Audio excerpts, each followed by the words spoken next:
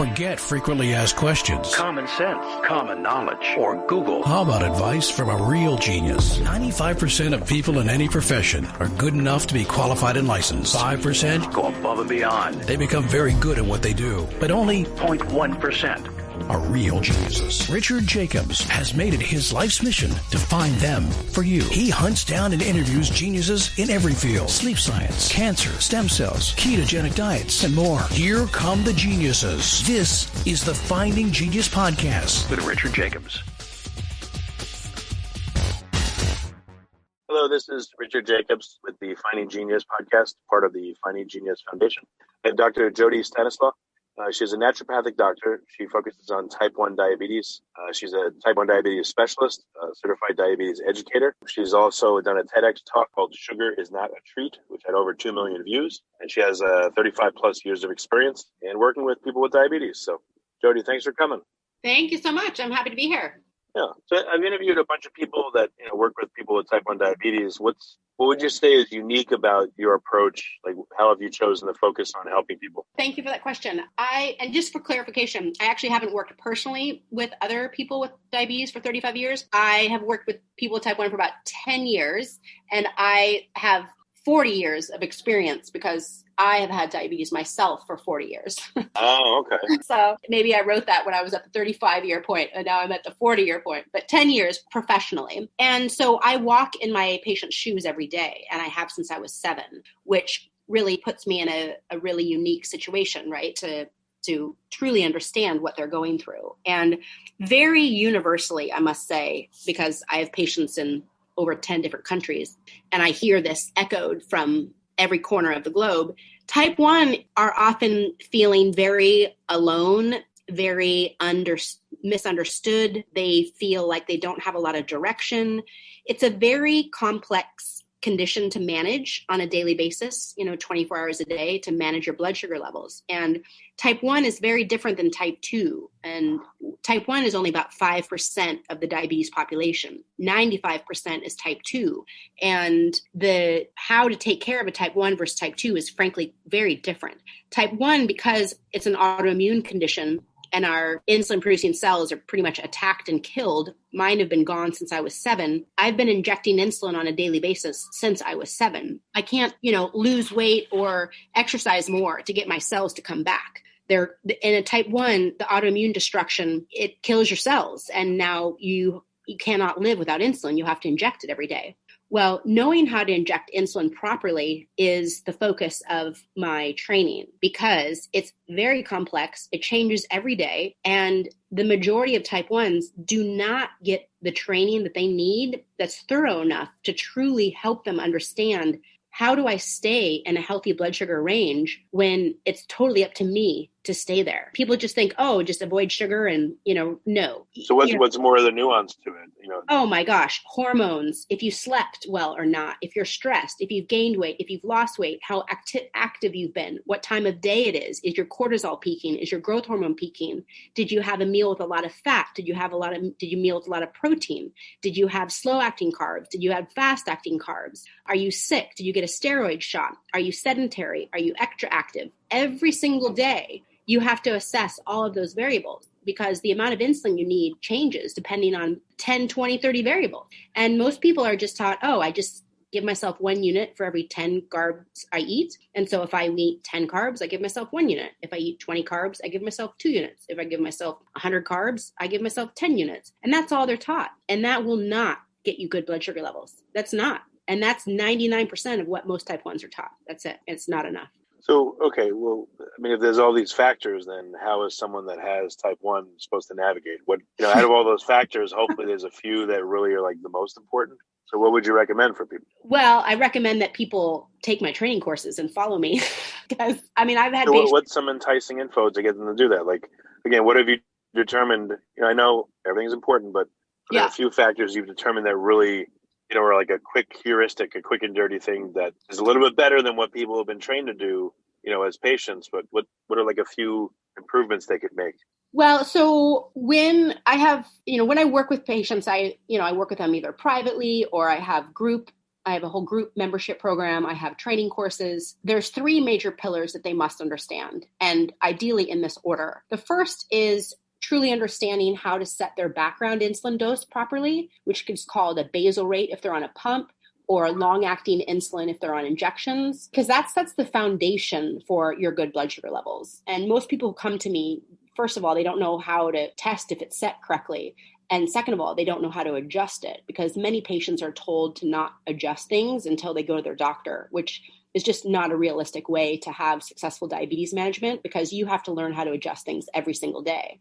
And so the background insulin is what you need. First of all, you need insulin to live minus food. Like even if I did a 7-day water fast once, and I still needed insulin every single day. So you have to have insulin even if you're not eating for your body to function. And so your liver is actually putting glucose into the bloodstream every day. And to counteract that and to allow your body to function, you need insulin. So your background dose, your basal rate if you're on a pump, your long acting if you're on shots, needs to be set such that you can stay in a healthy blood sugar range for 24 hours in the absence of any food. So, I don't necessarily have them fast for 24 hours, but ideally, that's what the dose is supposed to do. It's not supposed to raise you or lower you. It's just supposed to keep you in a healthy range 24 hours a day. So that's the first step, is I help them determine how to do that. And that can take a few weeks because there's a lot involved in testing that out. Why is that important if people are, for the most part, eating regularly and not fasting? Because this is, can your body stay in a healthy blood sugar range when you're not even eating, like in between meals and when you're sleeping?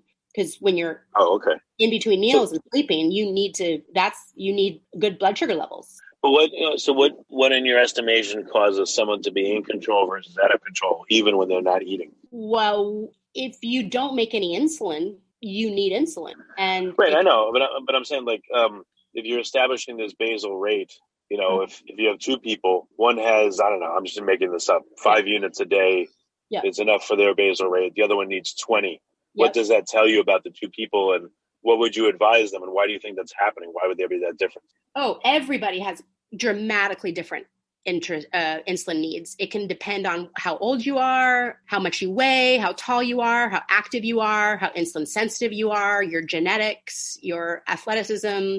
There's no set number that works for everybody. That's why type 1 is so challenging to physicians, because there's no set protocol that works for John and Jim and Mary and Sue. Like every single person's body works so differently. The insulin doses will have to be different. If the recommendation is, if there's like one recommendation for everyone is, take 1 unit for every 10 grams of carbs. For some people, that's way too low. And for some people, that may be too high. Exactly. Okay, I gotcha. And do people operate sometimes for years chronically under or overdosing themselves? Yes, exactly. Okay, well, that makes more sense. Yeah. So you help them establish this basal rate, and then if they're going to eat a meal, then they just add, then they go to that standard and add, like, let's say 1 unit for every 10 grams of carbs above and beyond the basal rate?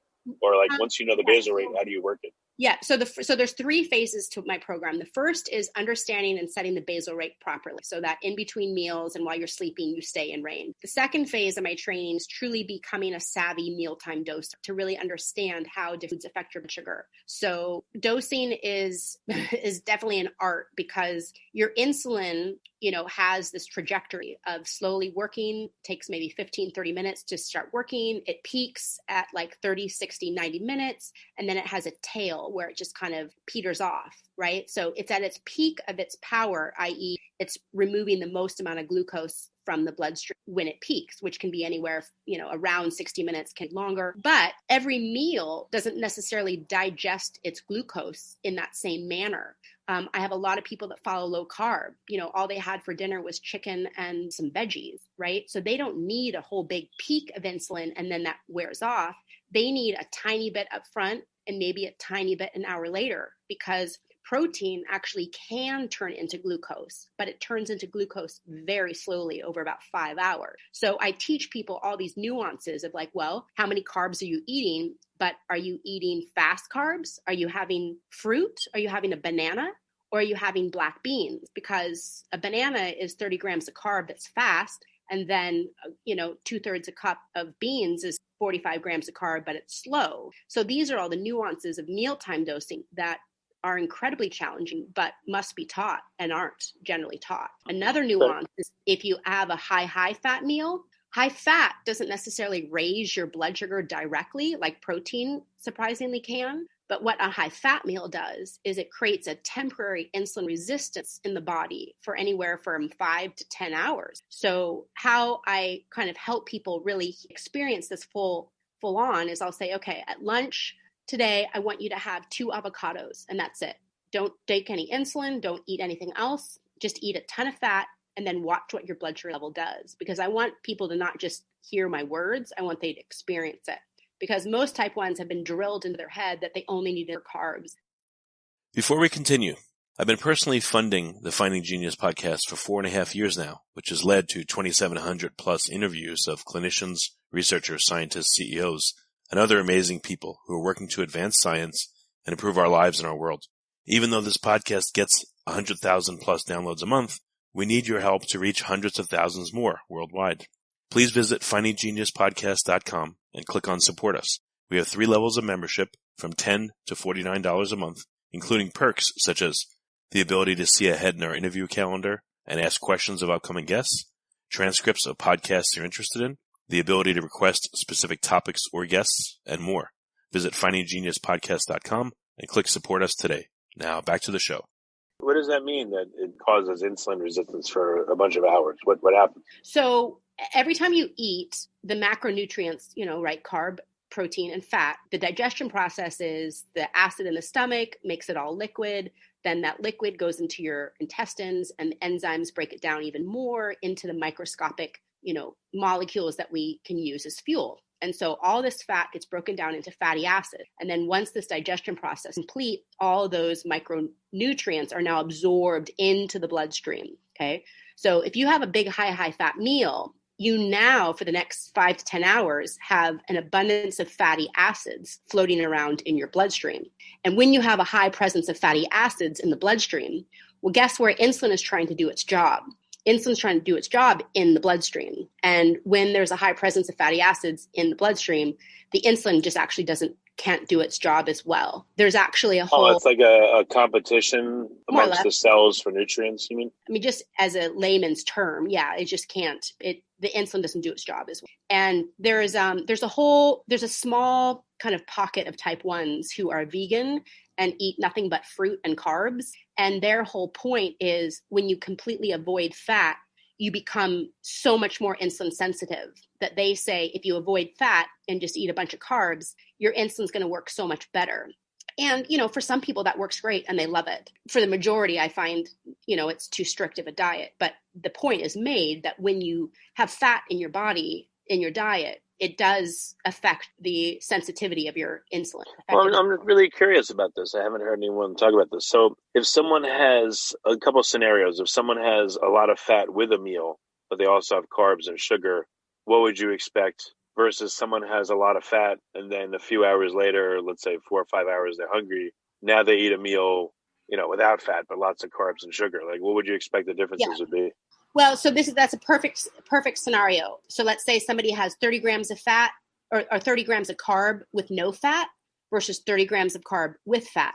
You're going to have to dose completely differently those 2 meals because, like I said, the high fat meal has not only carbs turning into sugar, but it has a 5 to 10 hour increase in insulin resistance. So the 30 grams of carb plus fat meal, you will need a higher level of insulin over the next 5 to 10 hours that if you ate a 30-gram carb-only meal, you would not need. So what would happen if, could someone use this as a tool?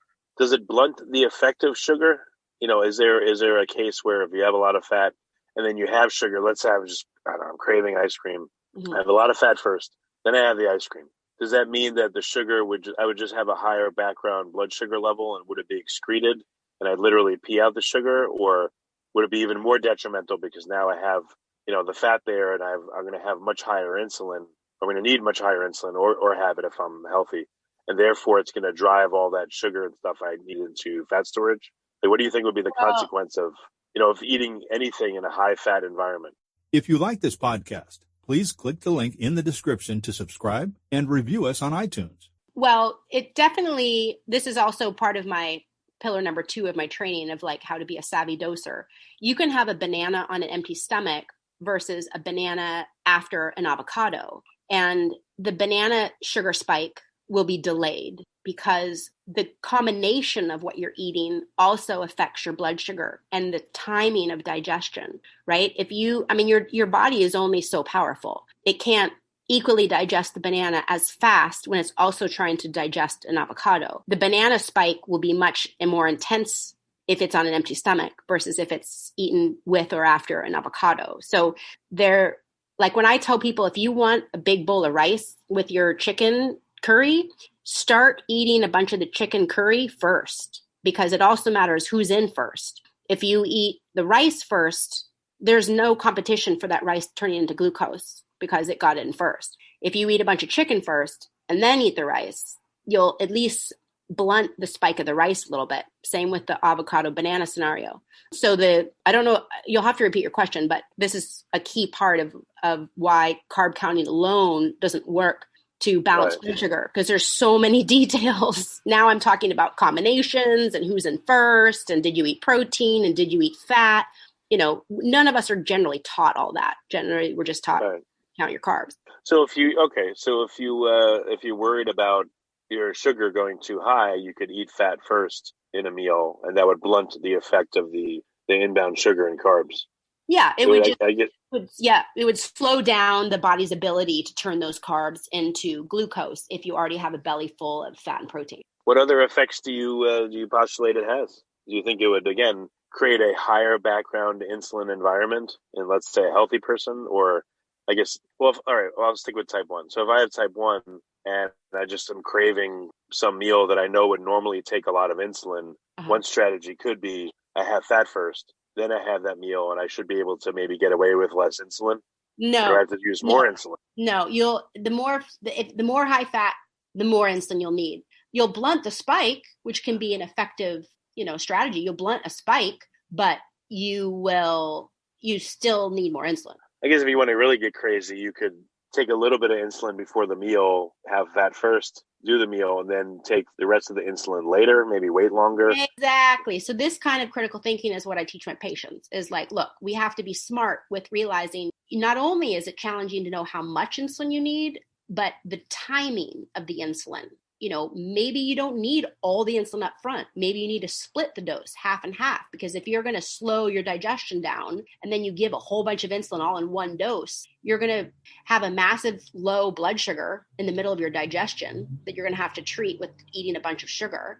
And then hours later, you're going to go high because your insulin is over its peak, but yet your food is still digesting. So I see this all the time with people. They're like, oh my gosh, my little girl went massively low at dinner time and then she went high later. I'm like, well, yeah, because you gave your insulin all at once too early. So timing is a whole nother topic of what I teach that a lot of type 1s have never been taught. Well, what if we reverse it? If you have someone that, they're not doing well with cravings, so they have like a sugary thing, and then an hour later they eat, or a half hour later, now they eat a meal. But now what does that do in terms of insulin dosing? So insulin, I always say sugar sprints and insulin walks. So if you're going to have a big sugary thing, the only way to avoid a spike is if you dosed your insulin 30 to 60 minutes prior, because as soon as that sugar goes in your mouth, your blood sugar is going to spike, especially if you haven't pre-dosed your insulin. So they're going to have to pre-dose for the spike. That's one event. And then they're going to have to dose separately for their meal. That's another event. Interesting. It's very complicated, and people don't know that. People look at me like, oh, you just teach your patients how to eat healthy food? I'm like, oh, I wish it was that easy. Well, what happened then if you had a high-fat meal and then you had the rest of your meal, and then right after your meal, you're like sucking on a lollipop or something, so that your body's being told, more sugar's coming, more sugar's coming, more sugar's coming. Do you think that would reduce the blunting effect? Do you think that would reduce the insulin resistance caused by the fat? Is there any point in doing something like that? Oh, God, no. The fat is there. It's there. It's going to cause resistance. You can't, erase it. I just didn't know if you could reduce it. That's all. No, it's going to be in your bloodstream. It's going to be causing insulin resistance. And the more carb you put on top of that, the more insulin you'll need. Okay. Interesting. So how about, diurnally or, throughout the day? I don't know what they call it. What should a type 1 diabetic's diet look like in the morning versus the evening? Is there any nuance there? Yeah, great question. Well, so we have a hormone called cortisol that all of us do. It's on a 24-hour cycle, and it peaks in the early morning hours. And, it's kind of just part of the body's brilliance, and it's peaking in the morning. And when cortisol peaks, it's actually increasing the glucose output from the liver. And it's a way for the body to kind of prep you to wake up and prep you to break your fast and prep you to have a little extra fuel when you start your day. So naturally, everybody's glucose from the liver is increased in these early morning hours because of this 24-hour cycle of cortisol. Cortisol peaks in the morning. Well, non-diabetics don't ever notice this. They have no idea that's going on, but we certainly do, because I can have a perfectly flat blood sugar level all night long. And then starting at 5 a.m., it starts going up. And then when I wake up, it can go up 100 points. And that's just cortisol doing its thing. So when cortisol is peaking, it does create more insulin resistance. So I always encourage people, getting a high blood sugar down at breakfast time is going to be a lot harder than getting a high blood sugar down at lunchtime. Eating a bunch of carbs at breakfast time is going to be a lot harder to manage than eating a bunch of carbs at lunchtime or dinner time. So morning is my most challenging time to keep my blood sugar level normal, because this cortisol effect is very unpredictable from day to day. Sometimes I start going up at 5 a.m. Sometimes I don't. Sometimes I spike right when I wake up and open my eyes, and sometimes I don't. So morning is a bit challenging for people, because you have another factor in addition to all the other ones I've told you about already, but you have this cortisol factor. And so I teach people various means for how to manage that. So, but morning time will be challenging. What happens if you're a night owl with type 1 diabetes and you're sleeping through this typical I don't know, is it the same regardless of when you sleep? Is it triggered by sunlight, this cortisol peak, or is it? It should peak in the few hours before you regularly wake up. The body will know, especially if I travel to Europe, or if I travel to change time zones, it takes a couple, 2 or 3 days for the body to be like, wait, she's on a different cycle now. So, but yeah, once your body's in a rhythm of waking up at a certain time, it will adjust and it will start peaking in the few hours leading up to when you actually wake up. So if I'm like a super late night owl, I go to bed at 2 and get up at 10, my cortisol should adjust. And then instead of peaking at or starting to rise at 5, it may start to rise at 8 or something. Yeah, exactly. Okay, well, that's good. I just didn't know if it was any more problematic for people that, again, sleep late versus early, or if you're a type 1, you just got to get up early. There's no way of getting around it because you're putting yourself in trouble. Yeah. Well, I mean, hormones is one of the most frustrating, variables with blood sugar management, because kids that are going through puberty and all their growth hormone spurts, they can need a lot more insulin. Women going through menopause, women on their just 28-day cycle. A lot of people have a lot of insulin resistance the 2 days before they start their cycle. Hormones we already have enough variables when it comes to fat and protein and our activity level, and if we slept well, but now hormones but I've got some strategies for dealing with that. But it's a full-time job. And, the thing is about type 1 is, we don't look like sick people. You have no idea that inside our head, we're making thousands of decisions every day about, wait a minute, how much insulin do I need? And, oh, wait, we're going to go on a walk now. That means I need less insulin. Oh, wait, you guys want to go get ice cream right now? Like, oh, my sugar level's high. I can't do the ice cream right now. Can we do it in an hour? And it's a full-time job in our head. And it's very poorly understood by many people, because I have a girlfriend I've known since childhood. And when I was 30 or something, she looked at me and she was like, well, Jode, it's just kind of like second nature for you now. Don't you just aren't you on automatic pilot? And I looked at her and I said, so you've raised 2 kids, right? So being a parent, it's just easy for you now. It's just automatic pilot. It's no, it's I call diabetes my kid that I'm raising, because some days your blood sugar totally behaves and some days it doesn't. And some days you're like, wait, what? Why am I so high today? What's going on? It's a lot to manage every day. There's a ton of burnout, especially when patients don't receive training and, they're working so hard and they're like, I gave myself 3 units because I was eating 30 carbs and it still didn't work. Well, yeah, because nobody taught them that you have to change your dose based on protein and fat. I mean, burnout is such a big thing. So many patients are like, you know what, I've tried everything my doctor told me to do and it's not working.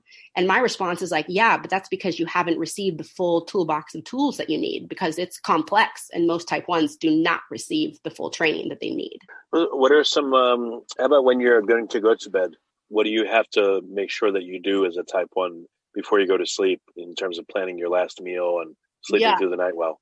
Yeah, that's a great question. But before I answer that, let me back up, because you asked me, what do I recommend people eat? And my recommendation for food is for everybody, frankly. This isn't just a type 1, but eat whole food, eat more food that nature grew and not was created in a plant, right? Fruits and vegetables and proteins that are, well raised, and nuts, and not, chips and crackers and cereals and pastas and breads and, none of those grow in nature, right? So eat more nature-based food. And number 2, your job will be a lot easier if you choose lower carb. Don't have a bowl of oatmeal for breakfast, have, maybe some scrambled eggs and a piece of whole grain toast, or, don't have pasta and bread for dinner, have, a piece of salmon with asparagus or broccoli, eat more whole food and the more low carb you eat. So especially at dinner, because we type 1s, our full-time job is how much insulin do I need so I don't go high, but how much insulin do I need so I don't go low? Because both of those are damaging. Low can kill you. You can literally run out of fuel because your insulin's job is to take glucose out of the bloodstream. And if you give yourself too much insulin, now you have too much glucose taken out of your blood and you have low blood sugar. You're running out of fuel.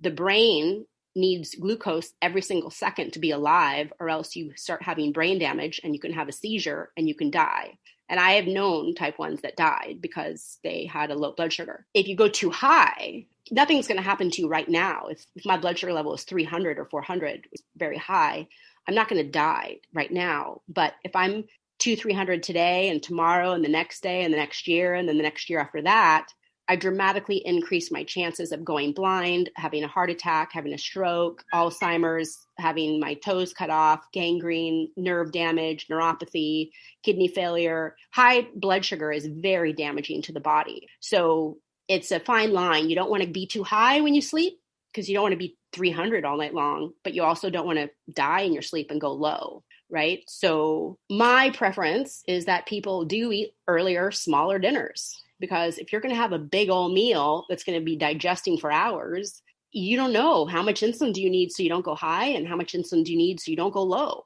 I mean, I really try to help people to be like, okay, can you eat earlier? Can you, eat at 7 instead of 9? Can you cut back on the carbs? Because frankly, lower carb is safer in the sense that lower carb needs less insulin.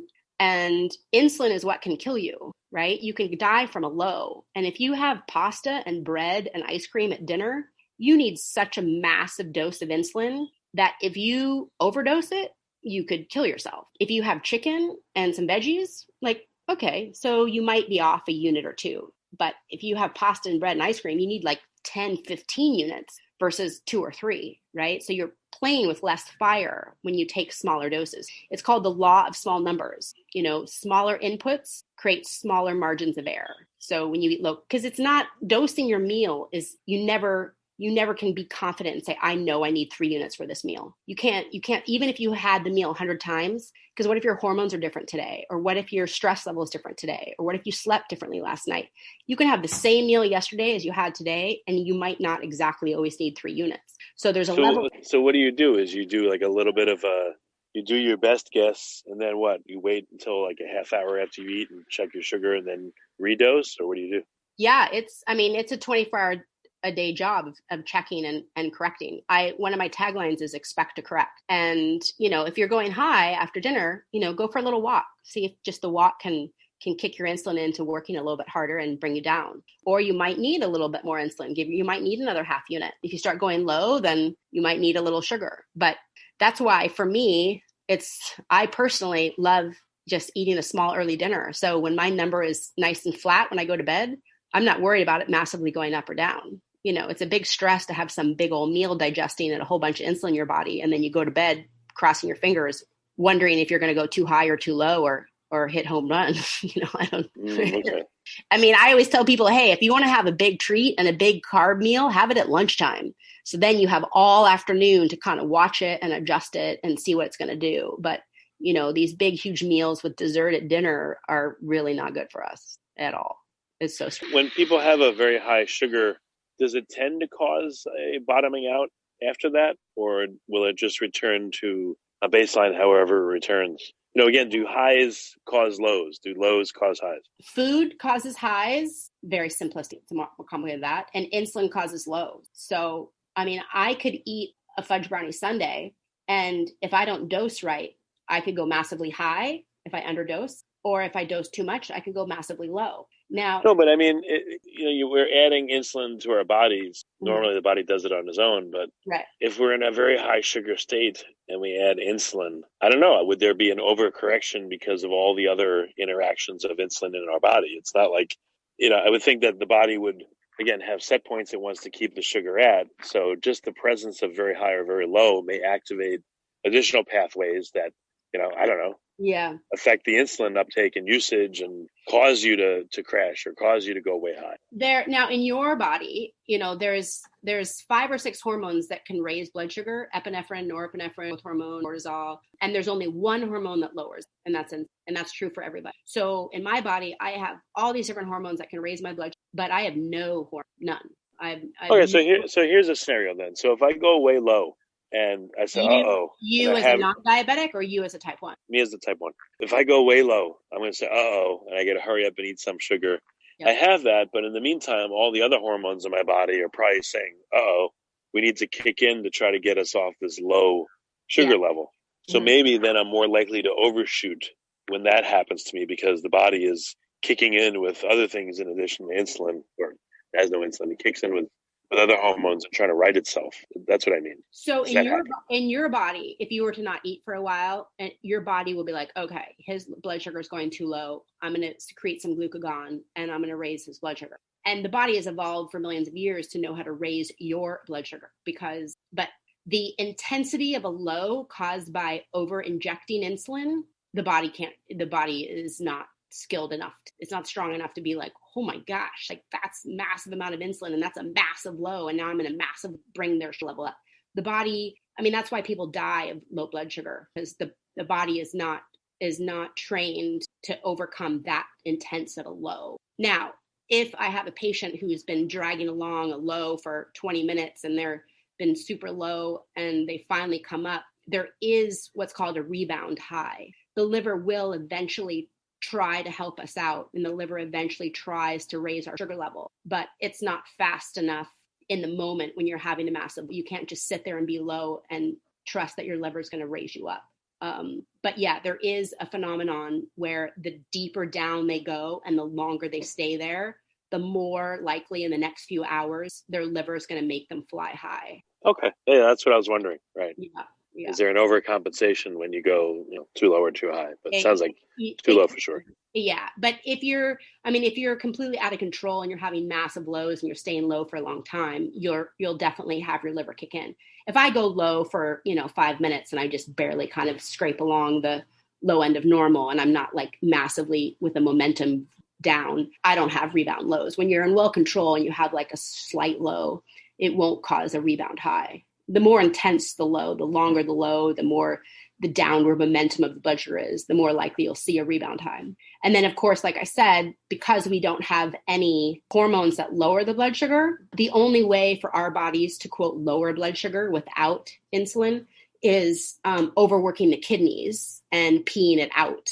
Any blood sugar above 180, kidney will spill sugar out. And that's like upon diagnosis, the classic symptoms are massive thirst and urinating all the time, because the body's literally, just sucking out all the fluid it can to flush out all the sugar that's in the blood. So it's making you massively thirsty and that you're peeing all the time because the kidneys are overworking to clean out the blood and pee out the sugar. But obviously that is not healthy.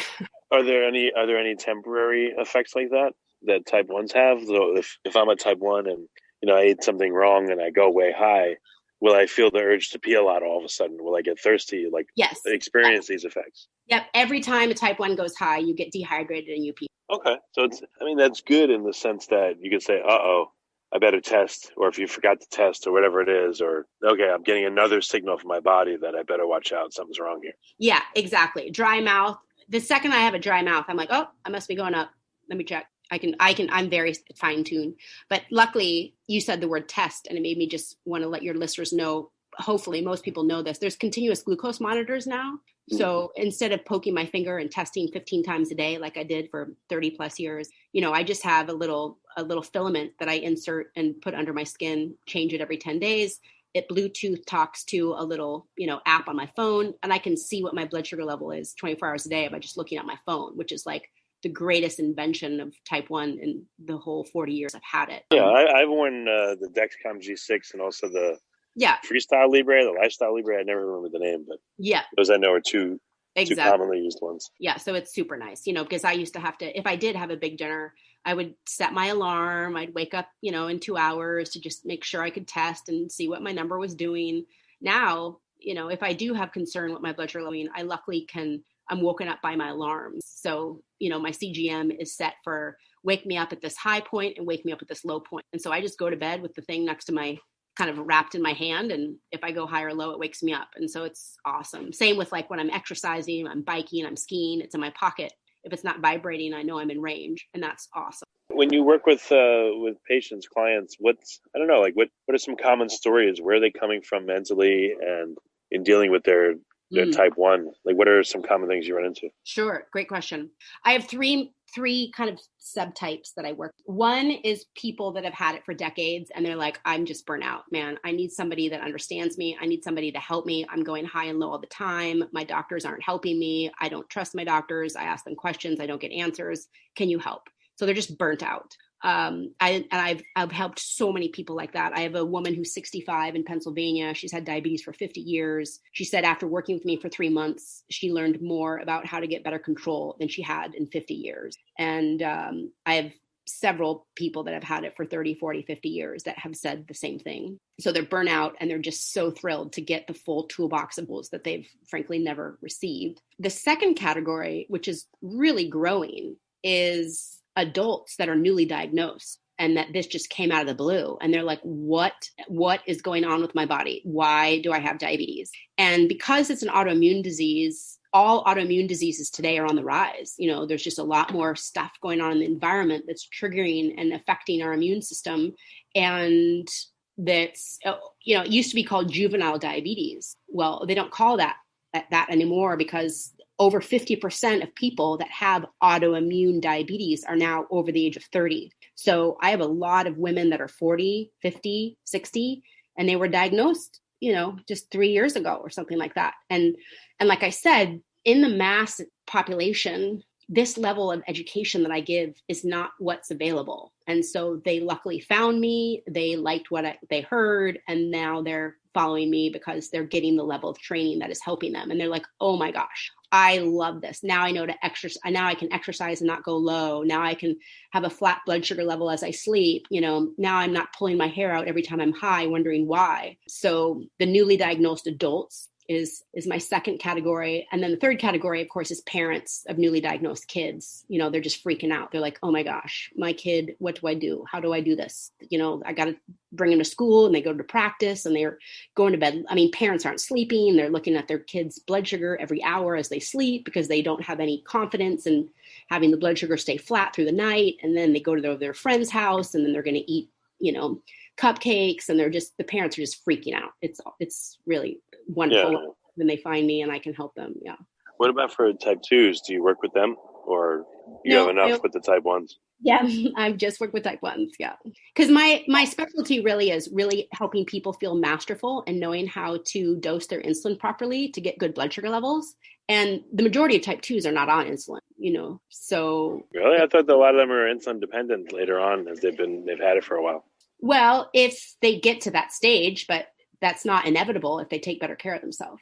Yeah. So what have you, I'm sure the stuff you've learned would be helpful for type 2s. I mean, are there any lessons that you've learned that translate over to type 2s that may be listening? Yes. It's, well, with type 2s, they have a lot of control that type 1s don't have, in the sense that diet and lifestyle changes make a huge, huge impact on their blood sugar. And diet and lifestyle can often be enough to, quote, cure them. Type 1s don't have that luxury. So any type 2, I'm like, hey, eat better, lose weight, and exercise, man. Go to town, do that as much as you can. And hopefully you'll never need insulin. Okay. I just didn't know if there's any advanced, secrets of the pancreas that that would apply to type 2s as well, in addition. Well, the secret of the pancreas is that nothing's attacking their cells. Their cells are just getting overworked. So take the stress off your insulin-producing cells, i.e. eat less carb, eat healthier diet, exercise more, lose weight, and your little cells will come back. And you take really good care of your insulin-producing cells by those three things: diet, exercise, and weight loss, and your cells can come back. Okay. So I'm just like, I don't know why type 2s would want to work with me. I'd just be like, okay. You said there's more type 1s now, though, that are getting diagnosed in their 30s and 40s. Why do you think it's taking so long for that to happen to them? Any insights there? There's all autoimmune diseases today are on the rise. MS is on the rise. Rheumatoid arthritis is on the rise. Like I said, there's a lot of just irritants in our environment that are creating a higher percentage of people getting autoimmune diseases. So, nobody can say, oh, Jody, you got diabetes because of this. There's a lot of theories around why somebody gets an autoimmune disease, but you can't put your finger on it. You can't put your finger on it with MS, with RA, with lupus. There's a genetic predisposition in most patients, not in all. There's a lot of theories about environmental triggers, but they don't always, it's probably a cocktail of causes. I wasn't breastfed. I lived in Seattle. I had a low vitamin D.